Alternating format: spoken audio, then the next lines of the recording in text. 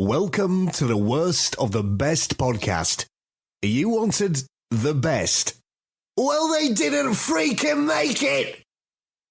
So here's what you get. From Canada, Ryan and Jason.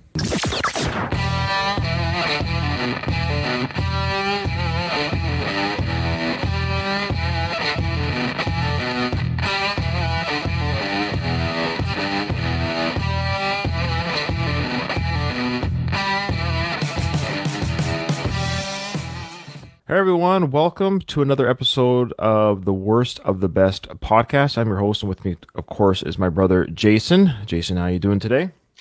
Doing good, brother. Happy to be here with you today. Yeah, it's good to be together, and I'd like to say that our REM two-parter turned out pretty good, so we'd like to thank everyone who joined that, whether it was on YouTube or on our audio only, like iTunes or Spotify. We'd like to thank everyone who listened. Didn't get any emails, Jay? We're going to keep asking. People want to, like, it's old school to send. People don't really send emails anymore. I don't even know how many emails Joe Rogan gets, really. But if you want to send us an email, let us know maybe of a topic or an idea that you'd like Jason and I to go over. That'd be great. If not, at the very least, give us a review or a rating on your podcast app of choice. Like, I know for Apple, you don't even have to write anything. You can actually just give a rating without writing anything. So if you just want to give us 5 stars, that's fine. Don't have to say anything. We appreciate that. Okay, so we aren't Joe Rogan. Therefore, the 1 or 2 emails that we do get, we can promise that we will read them. Yeah, that's right. Yeah, do we promise that we can respond to all of them? But we will read them. Yeah, 1 or 2 lined email will definitely be read by us. We will not be swamped and overwhelmed. So, yeah, that's right. Yeah, we have so many, Jay. I was just trying to be nice. We have so many that I can't read them all, but yeah. No, we always appreciate those who do listen, and we have our faithful listeners who listen to every episode, so thank you to those people. We do truly appreciate your listenership and watchership. This is an easy, light episode after our hard work on the REM episodes. This one's a little bit easier, so to speak, or a little bit lighter, as they say, for Jason and I to talk about. This is bizarre legal name changes. Just like the title said, somebody was born with one name, and they decided to change their name to something else for whatever reason. So Jason and I think there's 2 criteria for this. I think there might be, what is the worst name, i.e., like if you had to choose between 10 of these names and you had to have 9 of them at some point in your life, or randomly one of these 9 could be your name. Which one do you just do not want in that list? So yeah, what is the worst name change? And then I think another one could be, what's the worst reason? People had different reasons. Some are kind of legit. There's one that actually was kind of like clever, and I kind of liked why they did it. We'll get to that later, of course. But maybe we could also talk about what was the worst reason. Like, really, you did this for that? So even if their name isn't the worst name, their reasoning might be a little bit crazy. Okay, so Jason, the legal framework allows individuals to undergo name changes, possibly in pursuit of personal fulfillment or improvement in their lives. While the underlying reasons for this privilege may remain a mystery, it's evident that certain individuals have pushed the boundaries by opting for exceptionally unconventional legal name transformations. So here, Jason and I will explore 10 instances where people embraced this liberty with unconventional choices. So, of course, name changes happen all the time. Celebrities, right? Artists, they'll change their name from whatever their birth name was to Prince or whatever it might be. A lot of actors will change their names. For example, do you remember Super Dave Osborne?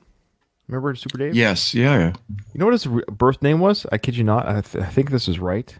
So I think it was Einstein's their last name. So they changed their name. One of the 2 brothers, I can't remember if it was Al Brooks or if it was Super Dave, but their name was Albert Einstein.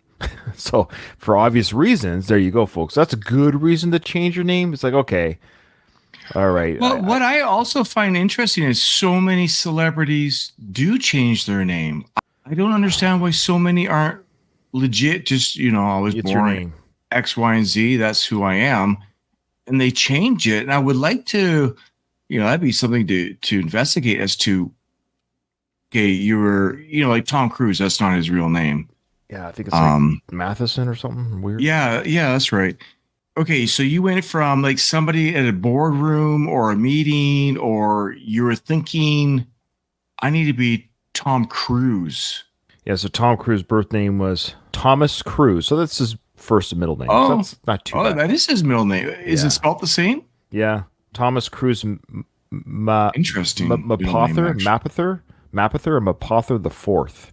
That's a hard last name to pronounce. Yeah, I don't know how it's pronounced, to be honest with you. It's spelled M-A-P, then it's like map other. Yeah, put the word map and other together. That's his name. Mapother. Mapother? Yeah. Mapother? No, that's not a great name for an actor. I admit, you're kind of like, however, talking about actors and their names, Arnold Schwarzenegger, he was told by, of course, producers and agents at the time to change his name to be more American and to be more into Arnold's credit. It's like, no, this is my name, and I'm going to keep it. So, and it became a marquee name. That's the beauty of it. It became a marquee name. Yeah, it worked out for him. I mean, could you imagine pretending you're not Austrian? Yeah. Okay, so these people, I think, is the opposite of Schwarzenegger or even Tom Cruise. They've changed their names. I think their names that they had before were probably better than the names they've legally. Again, these were legally done. That means this is their name. They have to go to the driver's license, wherever it is. This is the name to put down on their legal documents. So at number 10, Jay, we have this story. One night at the pub, a man named Simon Smith. All right. It's not a bad first name or first and last name. Fueled by his love for food, decided to take a bold step. He officially changed his name to Bacon Double Cheeseburger. What adds a humorous twist to this story is that Sam was out with friends when he submitted the name change application, and then following the standard procedure, Smith had to sign a document confirming that this was indeed his decision before officially adopting his new identity. Coincidentally, the confirmation paperwork arrived during another night out with the friends, and to his delight, his friends wholeheartedly supported his unconventional name choice. Yeah, great friends, right? Yeah, you got it, buddy. While his co-workers also embraced the change, his fiance wasn't as amused by his new identity. No, can you imagine your last name? Yeah, we now pronounce you Mr. and Mrs. Cheeseburger. I mean, it's one thing to be amongst friends and you're just kind of jokingly even suggesting that you will, but as a fiance, like you gotta go like, okay, who is this guy? Yeah. Introducing him to friends as Bacon Double Cheeseburger.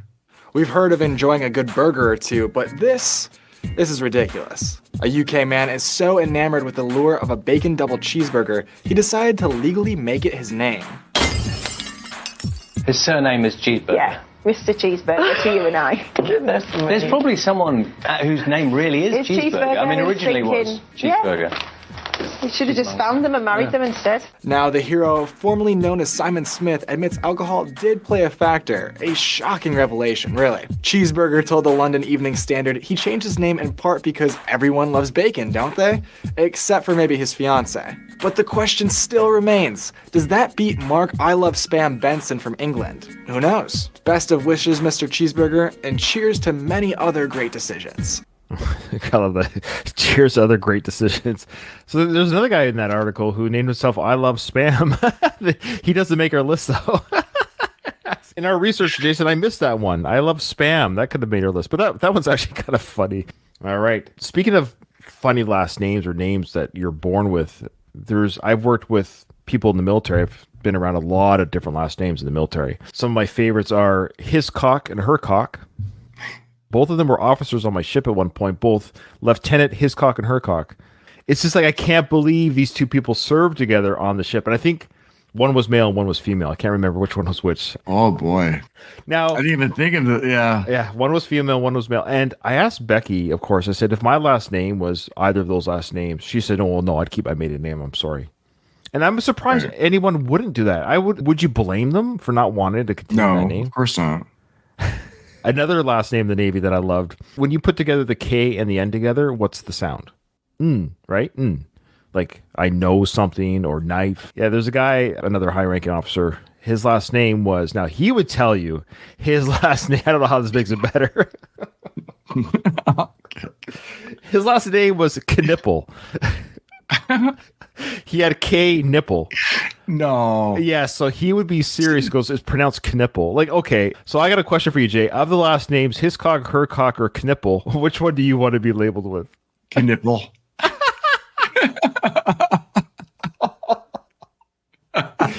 Oh, man. Anyway, anyways, that's a little fun anecdote regarding real last names that I have come across, and I'm sure there's another last name we've had. Seaman was the last name in the Navy that I saw. Yep. You're a master seaman. How long were you about? I mean, no, you can't say you're a master seaman without.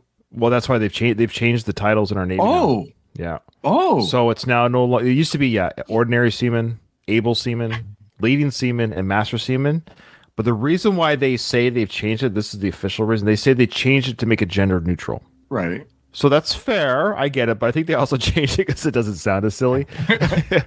So now it's first class, second class, third class sailor. So third class sailor, first class sailor, and then master sailor. And it does sound better. It does sound better. The military doesn't always make great decisions. We're all human. However, the name change for those ranks, it does sound better, and you can't make fun of it anymore. Now it's just master sailor. So, okay. So the iconic name James Bond has become synonymous worldwide, courtesy of the prolific writer Ian Fleming, who featured the character in 12 novels and 2 short story collections. Following Fleming's passing, authorized authors continued the Bond legacy. This suave character was not only graced literature, but has been successfully adapted for television, radio, film, and video games. While the on-screen exploit of James Bond never ceases to amaze us, there's a real-world tale that's equally intriguing. Meet David Fern. So that's not a bad name, David Fern. Yeah, David Fern, an ardent James Bond fan who took his admiration to a whole new level. He legally changed both his first and last names to encompass all 21 titles of the James Bond movies ever produced. In a quirky twist, David now goes by the name James Dr. No from Russia with love, Goldfinger, Thunderball. You only live twice on Her Majesty's Secret Service. Diamonds are forever. Live and Let Die. The Man with the Golden Gun. The Spy Who Loved Me. Moonraker. For Your Eyes Only, Octopussy, A View to Kill, The Living Daylights, License to Kill, GoldenEye, Tomorrow Never Dies, The World Is Not Enough, Die Another Day, Casino Royale, Bond. That's his name. Now, granted, there's been like 4 more Craig movies released since then. So does he have to change his name each time now, or a new movie gets released? Yeah, a little bit short-sighted in his... It is short-sighted. So when he did that, he must have known there was going to be other James Bond films. So what do you think of that name, Jay? I don't think it's going to fit on your driver's license or passport. Could you imagine your credit card? Yeah, how does that work? I don't know. David Fern is now that. Maybe you can get away with, I think what he's done, there's a lot of documents, not all of them, but a lot, you can just do first and last name. So he just goes by James Bond. I think the middle name are the movie titles. So I think that's how he might get away with it, is the middle name are all the movie titles, but the first and last name is James Bond. Because that's why he starts with James and ends with Bond. Right. Yeah, okay. Hey, look, I like the franchise too, but that's a little much in my opinion. We'll see if that one is the worst pick by the end of this list. Okay, number 8. In the 1900s, Jason, the prospect of tooth extraction was far from pleasant. Look, it's not that great today, but can you imagine dentistry back then? No. There's nothing worse than tooth surgery or tooth procedures, tooth pain. Even with today's treatment. And I always need more Novocaine than they give me. I'm one of those where I'm like, no, I can still feel it. Stop. And they don't believe me. I was like, you think I come to the dentist just so I can get like high on Novocaine? I'm telling you, I can still feel the grinding and it hurts. It's uncomfortable. I don't want to feel uncomfortable. Give me whatever you need to give me so I don't feel anything. Knock me out, for Pete's sake. I wish they could knock me out just to have my teeth cleaned. I hate being in the dentist chair. Okay. So the pain endured during and after the procedure was excruciating, of course, back then, persisting for days without effective pain relief due to limited technology. So in an era where alleviating this suffering was challenging, doctors sought inventive ways to divert their patients' attention from the pain.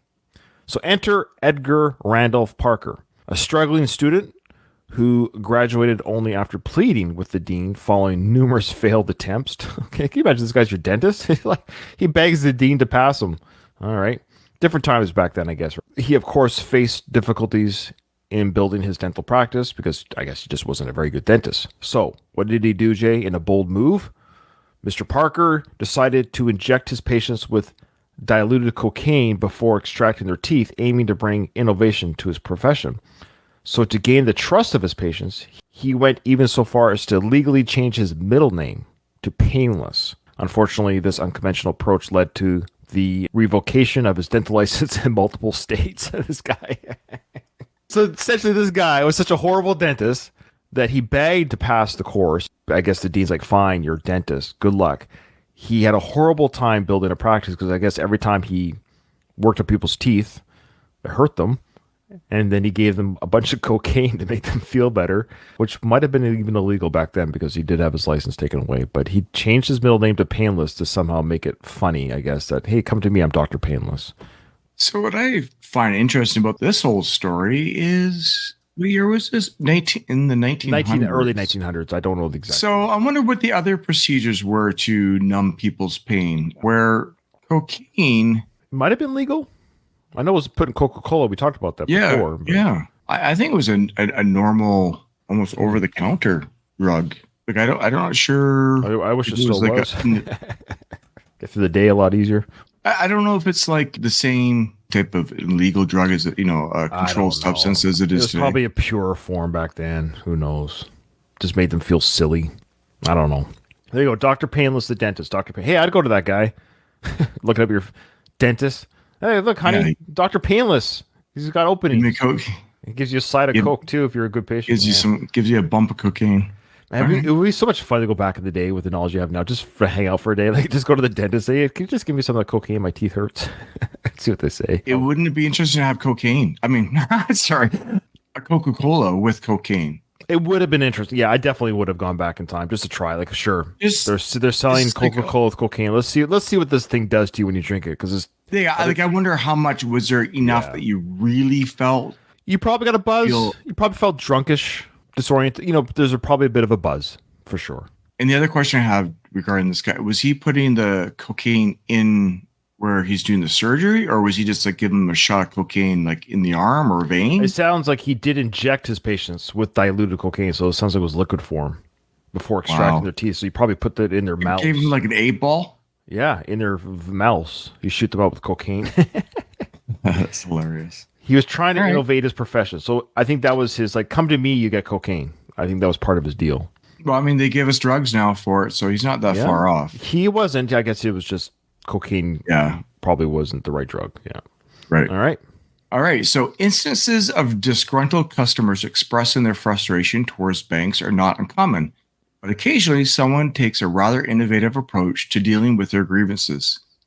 Take the case of Michael Howard, a Yorkshire bank customer who found himself charged £20 for a mere £10 overdraft. Yeah. I never understood that. Why do banks do that? They charge you more than what are you charging? I don't have the money. The reason why I have an overdraft, so now we're going to charge you more than The tipping point came after a heated disagreement with the bank manager. In a bold move to make a statement, Howard decided to legally change his name to Yorkshire Bank Are Fascist Bastards. This creative act left the bank in an awkward position, prompting them to request that Michael Howard revert his name, close his account, and take his business elsewhere. It seems that having such an unconventional and outspoken customer proved to be too much for Yorkshire Bank to handle. I like the cut of this guy's jib. Over a £10 disagreement. Well, it's the old thing of, it's the principle, right? Yeah. He's one of these guys who fight for the principle. And I kind of get it. He's fighting for the principle to matter, not so much as... Yeah. I wouldn't do that necessarily, but I get it. He was angry at the bank. I'm sure there's more. Obviously, we're giving the headlines of the stories here, but I suspect there was some sort of... Maybe a pattern of behavior. Maybe the bank could have just been very mean to him, or like didn't want to hear any of his pleas or what. It's like, come on, you guys, what are you doing to me type thing. He's like, fine, I'm changing my name. And they're like, oh my gosh, you're a difficult customer. So it was one of those things where he became such a difficult customer. They probably waived the fee and just said, please just leave our bank though. Take your business elsewhere while you're at it. I wonder if he was forced to change his name back. Probably not. Yeah. Because if he was allowed to change it legally. You'd have to legally change it back, I guess. Yeah. All right, we got our first celebrity. If you caught a rerun, Jay, of the classic holiday cartoon Home Alone, you're obviously familiar with the film star Macaulay Culkin. The movie, of course, depicted Culkin's character defending his suburban Chicago home from burglars after being inadvertently left behind by his family during a vacation to Paris. And this movie, of course, has garnered a massive global fan base. The same can be said for the lead actor, Macaulay Culkin, which is nice to see in his later years. He's doing very well. He's healthy. I think he's married with kids and stuff and seems to be living a healthy, happy life. I've got an interview that we're going to play that was going to talk to the story a little bit. So why don't I just play that interview right now? And this interview on the Jimmy Fallon Show will explain his name change, which I don't think you knew happened. No. This is interesting because I'm going into this blind. Well, and I went into this blind too when we did our research for the show. This was news to me. I had no idea this happened. So this interview with Jimmy, I thought it was a joke at first, but it's not. And so this interview with Jimmy explains the setup, and then I'll give you the results of that setup after the interview. You sell merch as well on the site. Yeah, I saw. And I picked up this shirt. Yes, it's very popular seller. Yeah, that's a good one. And I've seen a photo of you wearing this shirt. Yeah, it's funny when other people wear it. I mean, it's funny in its own right, but it's... So for our listeners, Jimmy Fallon's holding up a shirt that says Macaulay Culkin, and then it's an arrow pointing to the face, and so that's what he's referring to here. Weird when I wear it. I think because I've spent a lot of time trying not to call attention to myself. Yeah. They're like, "Are you Macaulay Culkin?" I'm like, "No, that's not me." And just like I'm pretty sure though. I'm pretty sure you are. But you're doing this thing also on the website now. This is an actual thing you guys can participate in. You are actually going to legally change your middle name. Yes. Okay. So I was staring at my passport recently and stuff, and I was looking over my middle name. My current middle name is Carson, but you have to say it Macaulay Carson Culkin. It's very Irish. Oh, yes, Macaulay Carson Culkin. Macaulay Carson Culkin. And I thought, I should probably spruce up my name a little bit. So, So, yes, you can go into the bunnyears.com website and you can vote on my new middle name. We've narrowed it down to 5 options. I've been polling friends, family, everything. And so...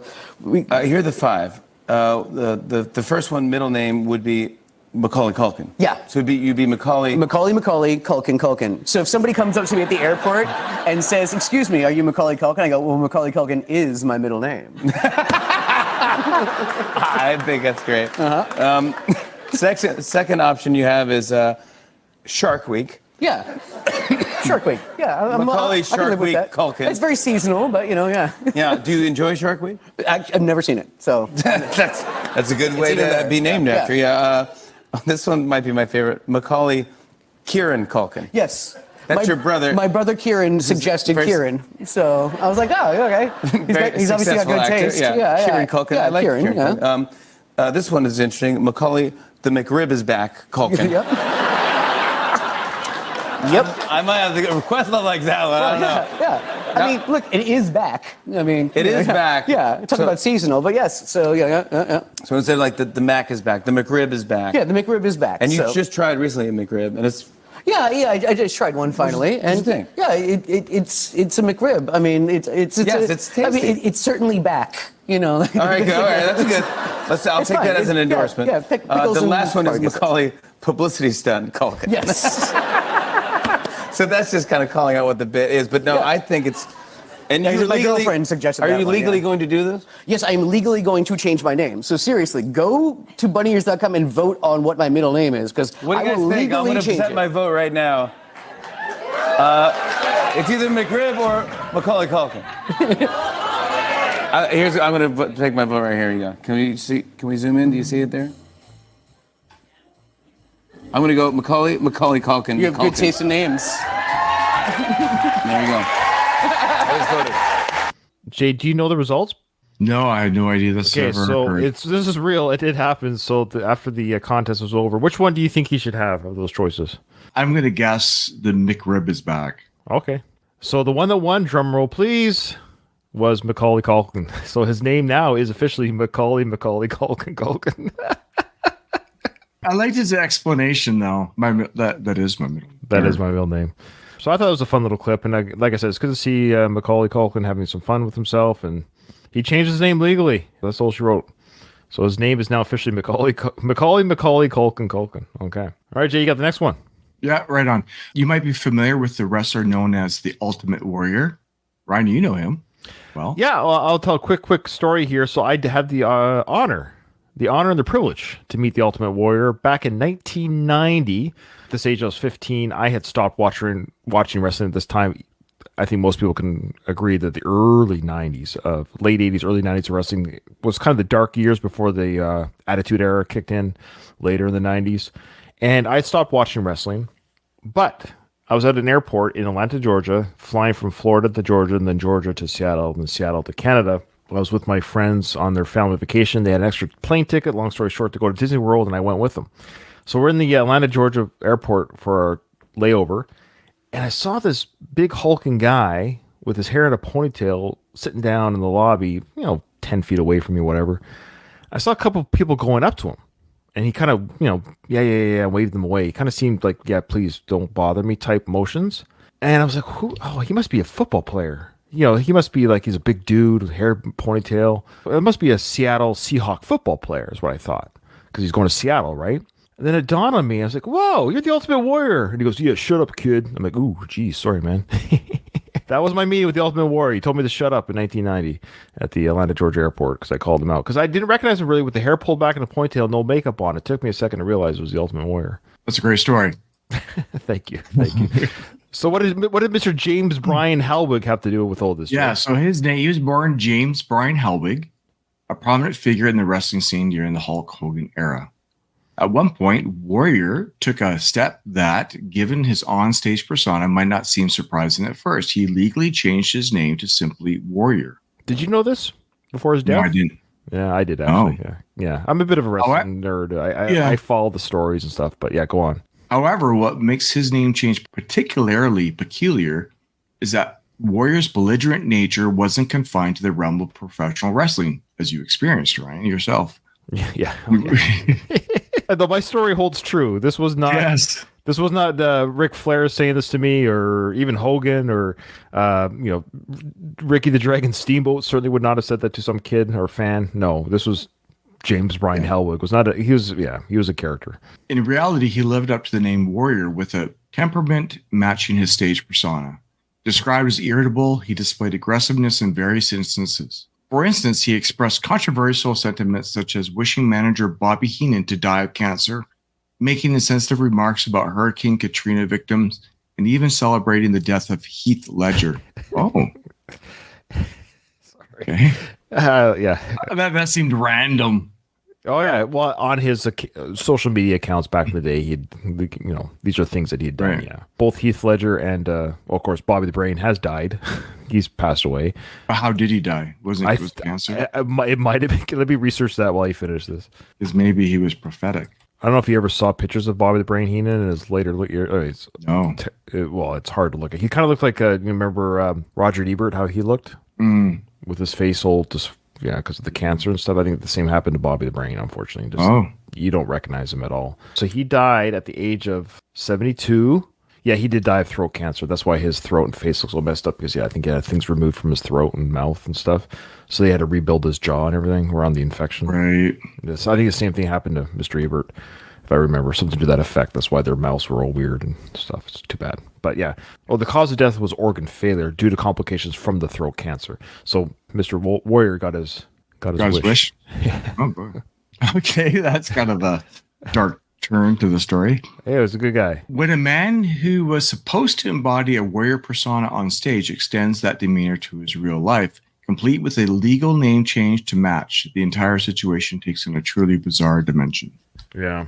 Well, for worst personality, we might have to go with Mr. Warrior, but rest in peace. The name change sounds, seems legit. Yeah, he embraces like Hulk Hogan, changing his name. His name is Terry Bollio in real life, right. But that's still his legal name. But yeah, it's like Hogan changed his name to Hulkamaniac or something. Sure. All right, so next we've got back in 2008, there was a 19-year-old from Glastonbury, UK, decided to part ways with his birth name, and his birth name was George Garrett. All right, that's fine. Nothing wrong with that name.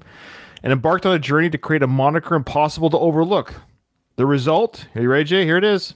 Captain Fantastic, faster than Superman, Spider-Man, Batman, Wolverine, Hulk, and the Flash combined. This tongue-twisting title promptly inducted Captain Fantastic into an exclusive club of individuals with extraordinarily long names. While Captain Fantastic embraces his newfound identity with joy, it didn't come without its social repercussions. His grandmother, upon learning of the stunt, chose to cease communication with him. Nevertheless, the change catapulted him into the spotlight, earning him the distinction at the time of having the world's longest name. George, now Captain Fantastic, publicly shared that his motivation for the name change was a desire for uniqueness, opting for a theme inspired by superheroes. But the James Bond guy took that title from him, I think. I would think so. All right, so you got a couple film and comic nerds taking their names to another level. Captain Fantastic, though, it's not bad.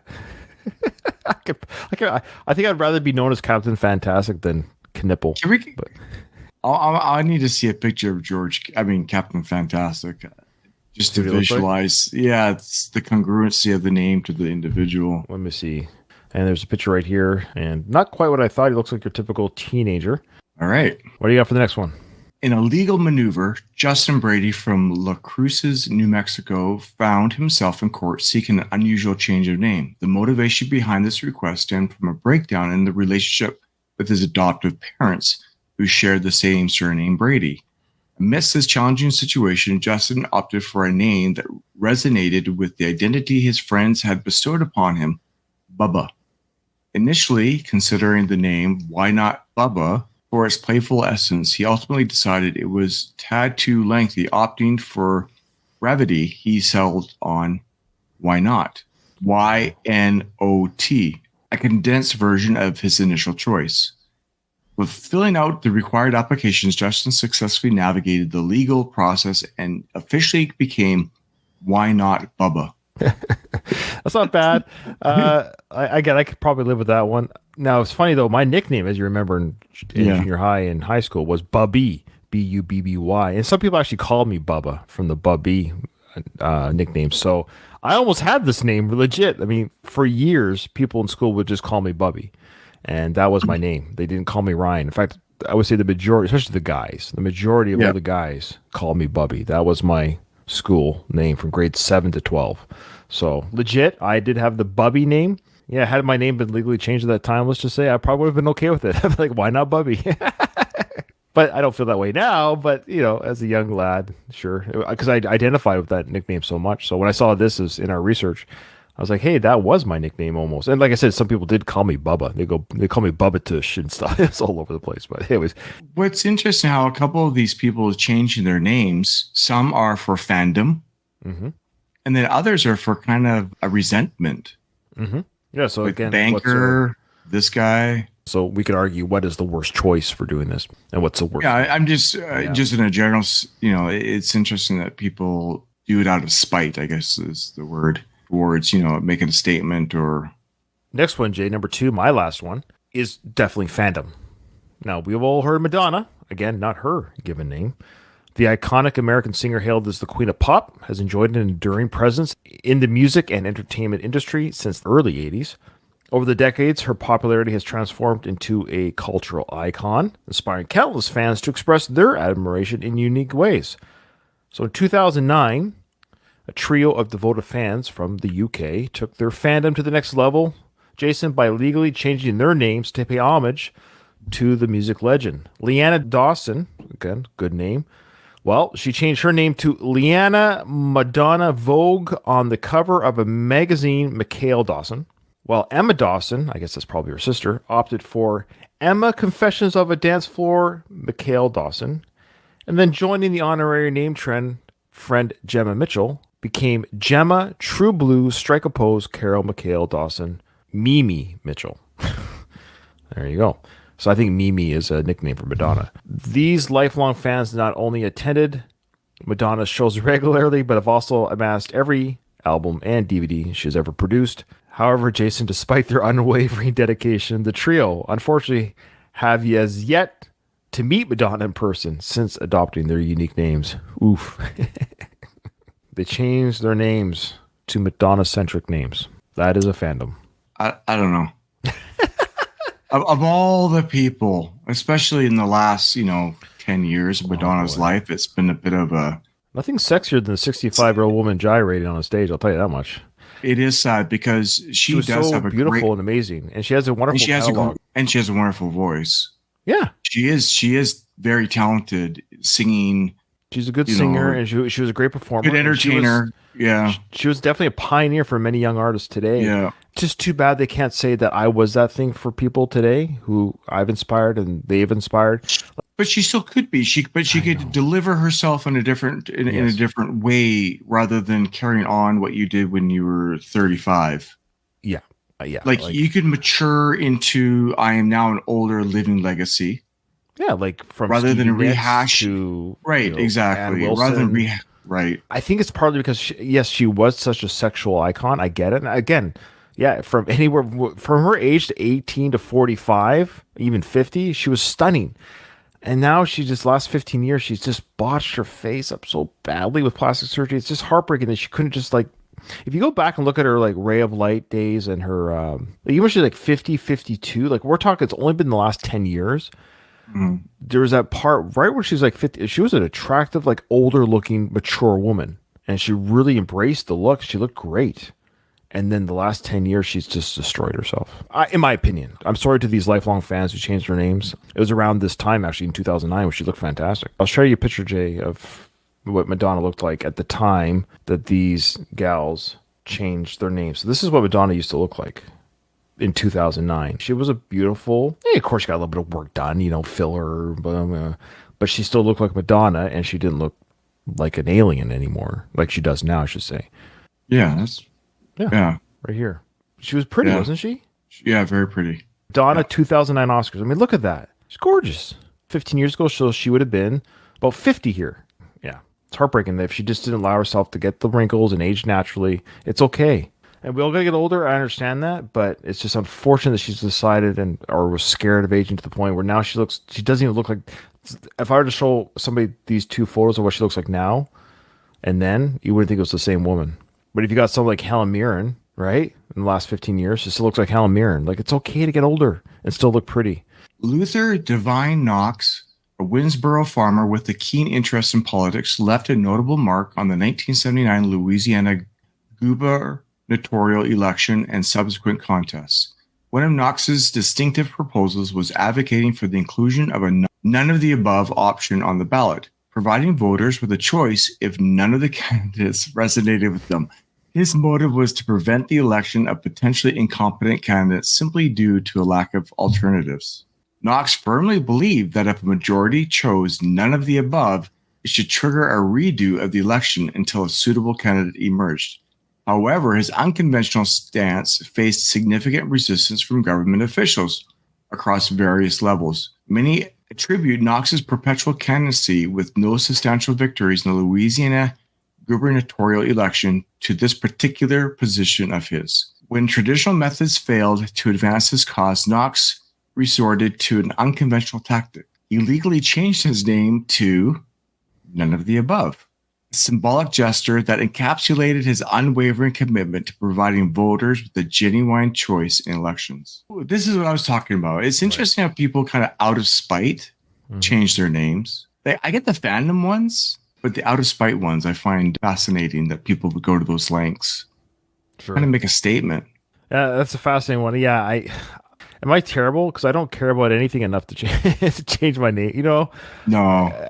Does that make me bad that I don't feel passionate about anything to change my name to make my point?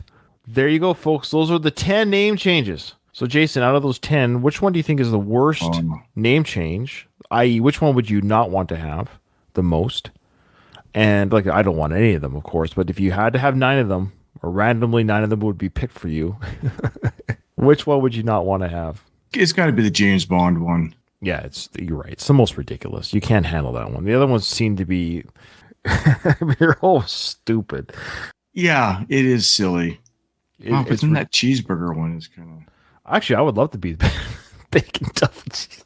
That one's okay. I don't know. That one's all right. Some of them are okay, but they're all ridiculous. Don't get me wrong. I mean, if I really had to have one of them, like let's say you had to have one, I'd go with Why Not Bubba.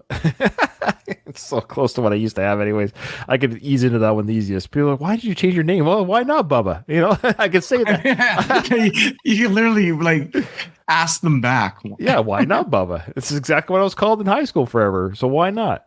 Yeah, so the James Bond, I agree. But Jay, do you have a new pick for what you think is the worst reason to do the change? For example, I get fandom. Like, I understand it. Yeah. So fandoms, I understand why, as a fan, you do something, even though the name is ridiculous. But as a fan of something, sure, fans do crazy things with fandoms. Like, I think the worst reason to do the name change would be the bank guy for £10 overdraft. Dude, just pay it or leave. That's a lot of work. To me, it would be easier just to pay the overdraft. I would assume changing your name legally probably costs money too.